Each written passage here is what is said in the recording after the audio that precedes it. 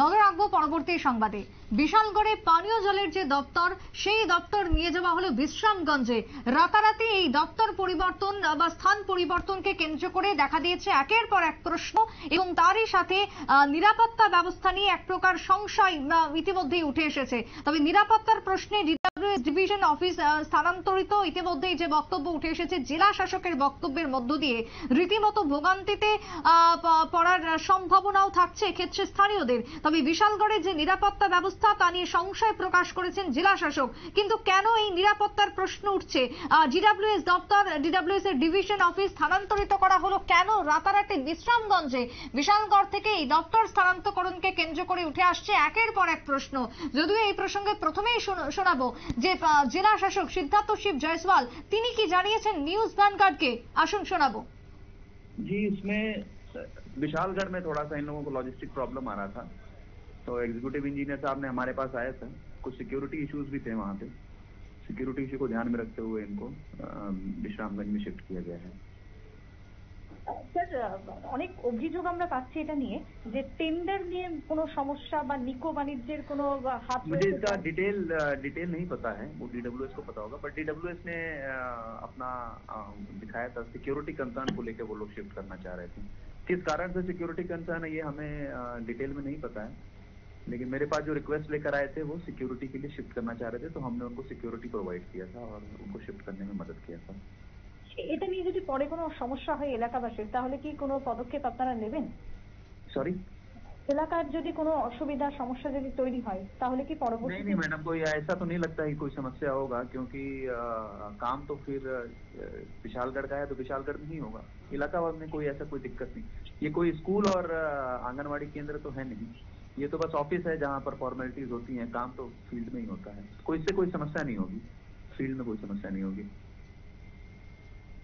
নিরাপত্তার ক্ষেত্রে সংশয় থাকাতেই এই অফিস স্থানান্তরকরণ করা হয়েছে, যেমনটা বক্তব্য উঠে এসেছে জেলা শাসকের পক্ষ থেকে। তবে হ্যাঁ, এতে কোনো স্থানীয়দের অসুবিধা বা সমস্যা হওয়ার প্রশ্ন নেই, কারণ এটা কোনো স্কুল নয়, এমনটাই জানিয়েছেন জেলা শাসক। জেলা শাসকের এমনটাই বক্তব্য। কিন্তু তারপরও প্রশ্ন কি মিটছে সাধারণের মনে?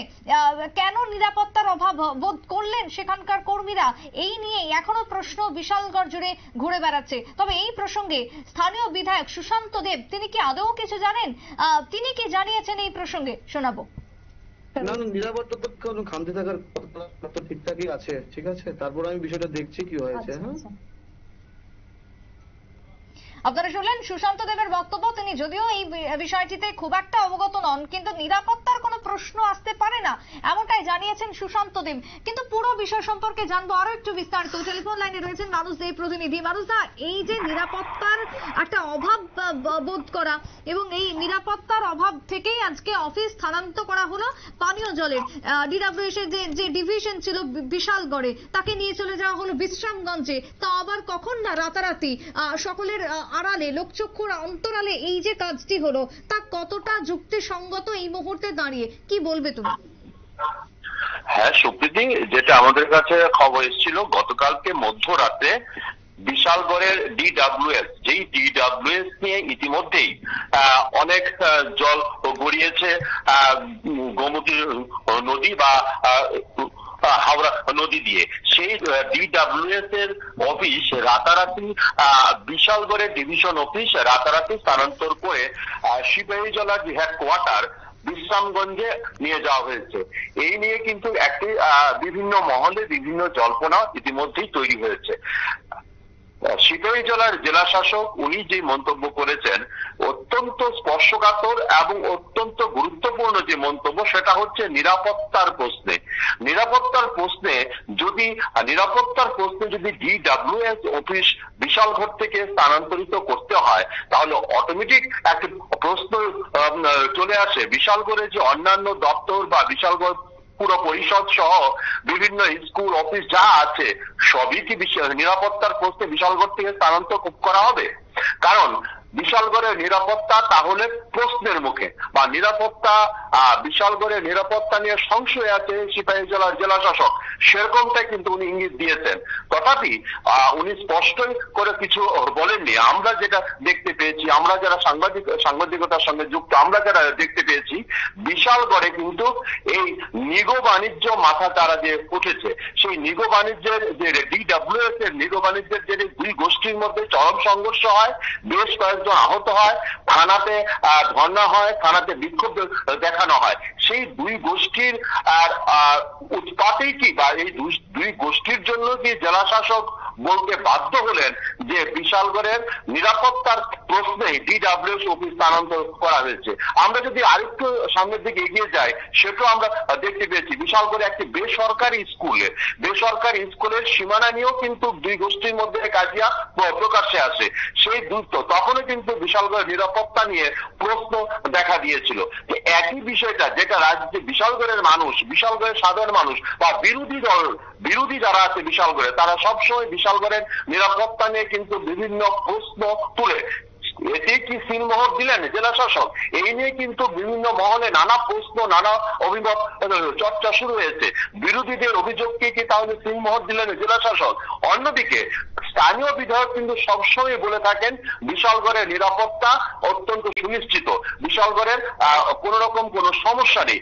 এই জায়গাতে জেলা শাসক, যিনি প্রশাসনিক জেলার উচ্চ পদে আধীন আছেন, সেই জেলা শাসক কিন্তু স্পষ্টতই বিশালগড়ের নিরাপত্তা নিয়ে একটি প্রশ্ন চিহ্ন কিন্তু ইতিমধ্যে তুলে দিলেন।